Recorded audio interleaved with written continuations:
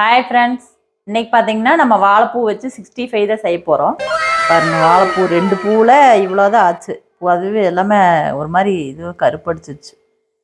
இவ்வளோதான் நல்லா தான் இருந்துச்சு, எடுத்தாச்சு. இப்போ நம்ம எப்படி செய்யறதுன்னு பார்க்கலாம்.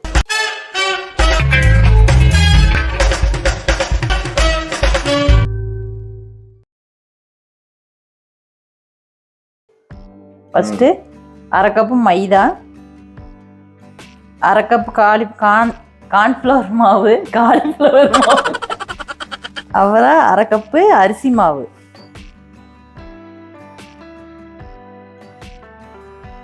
மூணு மிக்ஸ் பண்ணிக்கலாம். அரை டீஸ்பூன் பெப்பர், 1 ஸ்பூன் வரமிளகாத்தூள் போட்டுக்கலாம். சீரகத்தூள் அரை ஸ்பூன் போட்டுக்கலாம்.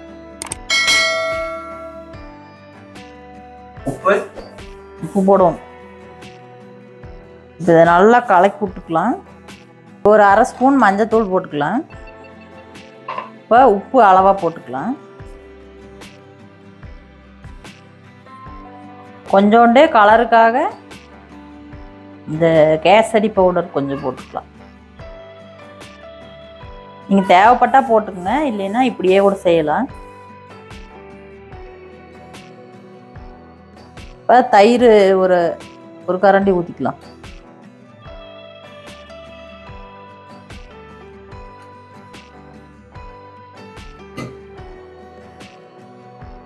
இப்போ ஒரு முட்டையை உடச்சி ஊற்றிக்கலாம். நல்லா முட்டையை உடச்சி ஊற்றி நல்லா கலக்கிக்கலாம். லைட்டாக தண்ணி தெளிச்சுக்கலாம், ரொம்ப கெட்டியாக இருக்குது.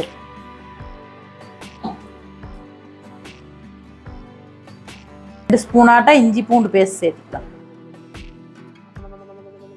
இப்போ லெமன் கொஞ்சம் சேர்த்துக்கலாம். இப்போ எல்லாத்தையும் நல்லா கலக்கிட்டு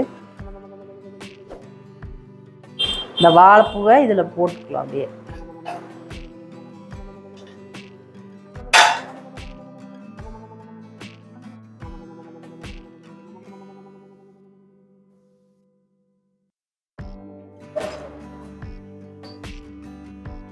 போட்டு நல்லா கலக்கி அப்படியே எடுத்து போட வேண்டியதுதான். இப்போ நல்லா மிக்ஸ் பண்ணிட்டோம். இப்போ நம்ம எண்ணெய் காய வச்சு இதை போட்டுக்கலாம். இப்போ சட்டியை வச்சு ஆயில் ஊற்றிக்கலாம்.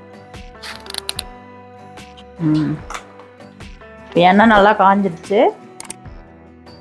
நம்ம தவட்டி வச்ச இந்த வாழைப்பூவை அப்படியே போட்டுக்கலாம்.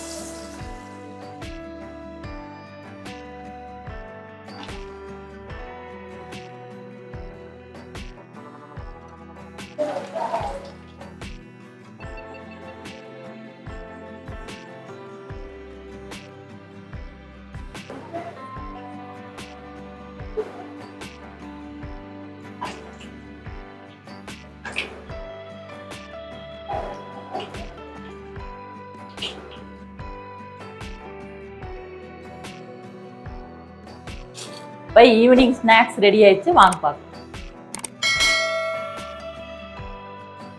மொறுமொறுன்னு நல்லா வாழைப்பூ நல்லா கிறிஸ்பியாக வந்துருக்குது. இந்த மாதிரி நீங்களும் செஞ்சு பாருங்க ஃப்ரெண்ட்ஸ்.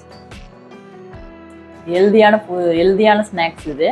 குழந்தைகளுக்கு செஞ்சு கொடுத்தீங்கன்னா வாழைப்பூ சாப்பிடாதவங்களும் சாப்பிடுவாங்க.